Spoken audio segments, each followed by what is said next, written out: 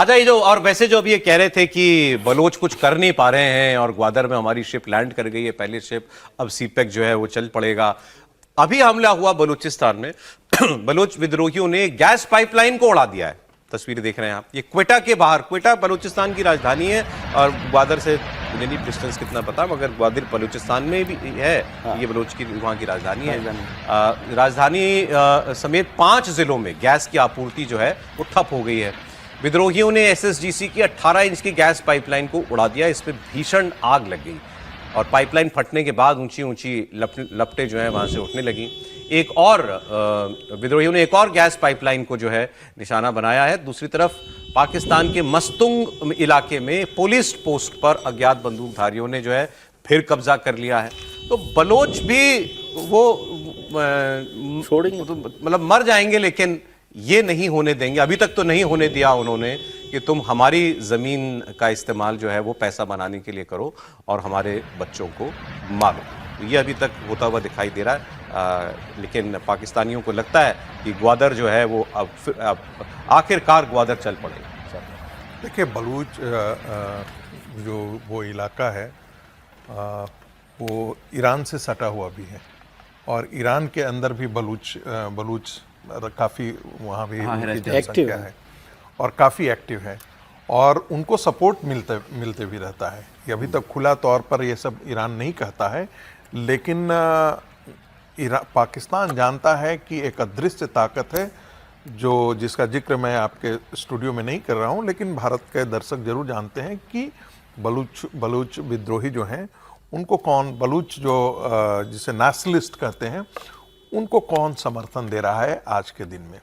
उसे अफगानिस्तान से भी समर्थन मिल रहा है, कोई एक बड़ी ताकत है साउथ एशिया का, वो भी उनको समर्थन दे रहा है और ईरान इस बात को बहुत अच्छी तरीके से जानता है। इसलिए ये इतना आसान नहीं होगा कि वहाँ पर कुचल दें और सिपेक का जो रास्ता है वो कभी भी सक्सेसफुल नहीं होने जा रहा है, क्योंकि ये आबादी कोई छोटी मोटी आबादी नहीं है, बहुत बड़ी आबादी है और बहुत बड़ा हिस्सा उससे होकर के गुजरता है। तो ये इतना काम आसान नहीं होने जा रहा है पाकिस्तान के लिए।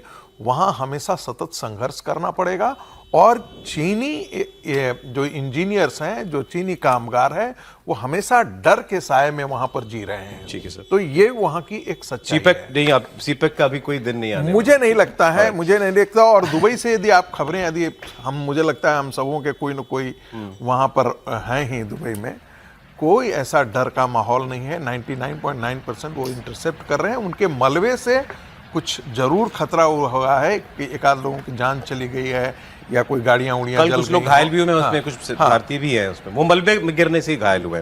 लेकिन अभी आपका कहना ये है कि वो जो बलोच और पाकिस्तान के बारे में जो नहीं कह रहे हैं वो महत्वपूर्ण है, बहुत महत्वपूर्ण है। नहीं तो वो लोग धुरंधर देख लेंगे। अच्छा ठीक है, चले। अभी नजम सेठी साहब जो है अभी वो कह रहे थे कि कराची जो है वो दुबई, कराची की वजह से दुबई बना है, हमारे यहाँ रिफाइनरियाँ लगेंगी, डीसैलिनाइजेशन प्लांट बनेंगे, इन्वेस्टमेंट हमारे यहाँ आएगा। फिर जब वो जागे, जब उनकी नींद टूटी, तो फिर उन्होंने बताया कि लेकिन अभी तो हमारे यहाँ इतने बुरे हालात हैं कि लॉकडाउन लगाने की नौबत। हमारी तो सरकार हफ्ते में 4 दिन काम कर रही है और अगर कुछ नहीं बदला तो फिर तो हफ्ते में 2 दिन तो पूरे देश को घर बैठना पड़ेगा। सबसे बड़ी आपदा तो वो ये हालत है, असलियत जो भी नजम सेठी साहब ने बताई। बाकी ख्वाब में तो आप कुछ भी देखिए समीर जी। बिल्कुल, पाकिस्तान तो दिवालिया निकलने के स्टेज पर, कगार पर खड़ा हो गया। उस देश की जो हालत है कि आप तनख्वाह मतलब 25 से 30%, 40% तनख्वाह आपने कम कर दी। जो तनख्वाह कम कर दी और बची हुई तनख्वाह भी आप किश्तों में दे रहे हो। आप अपने बड़े उद्योगों से कह रहे हो कि 3 दिन आप प्लांट बंद रखिए, हम ऊर्जा देने की स्थिति में नहीं है। आप अपने नागरिकों से कह रहे हो कि भाई हम 12 घंटे से 13 घंटे का बिजली कट ऑफ करेंगे, हमारे पास बिजली देने के लिए नहीं है।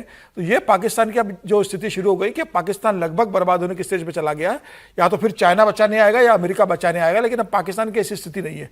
दुबई के बारे में जरूर एक बात मैं कहना चाहता था कि भाई दुबई में भले ही आज वो इंटरसेप्ट कर रहा है और वो भी मजबूती से खड़ा हुआ है, लेकिन पूंजी वही जाती है जहाँ उसको सुरक्षित होती है। हवा में उड़ती हुई हुई पूंजी किसी काम की नहीं होती है। बड़ा उद्योग घराना वही पैसा लगाता है जहां पूंजी उसको सुरक्षित रहती है। आज दुबई को लेकर जो डर बैठ गया है कि आज तो आप ईरान से लड़ रहे हो और ईरान की कोई गारंटी नहीं कि वो 4 साल बाद, 3 महीने बाद, 6 महीने बाद फिर हमला कर देगा।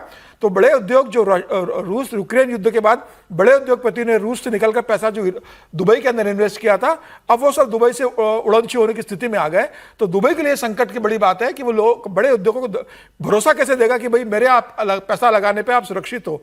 तो मुझे लग रहा है एक बड़ा संकट दुबई के सामने खड़ा है। बड़े उद्योगपति वहां से अपना पैसा निकालना शुरू कर दिया। जो शेयर मार्केट टूट रहा है, प्रॉपर्टी दुबई की पूरी तरीके से टूट रही है। बड़े कंपनियां जो अपने हेड ऑफिस बना रही थी, अब वो वहां से शिफ्ट होने का सोच रही है कि अगर आज ईरान ने हमको धमकी दी है और यह धमकी बनी रही तो कैसा हम यहाँ व्यवसाय करेंगे। और उद्योगपति को तो व्यवसाय फ्री एटमॉस्फेयर चाहिए जहाँ व्यवसाय आराम से कर सके। इसे डर और दबाव के माहौल में ईरान अगर सर पे बैठा हुआ है तो कोई उद्योग वहाँ व्यवसाय करना नहीं चाहेगा।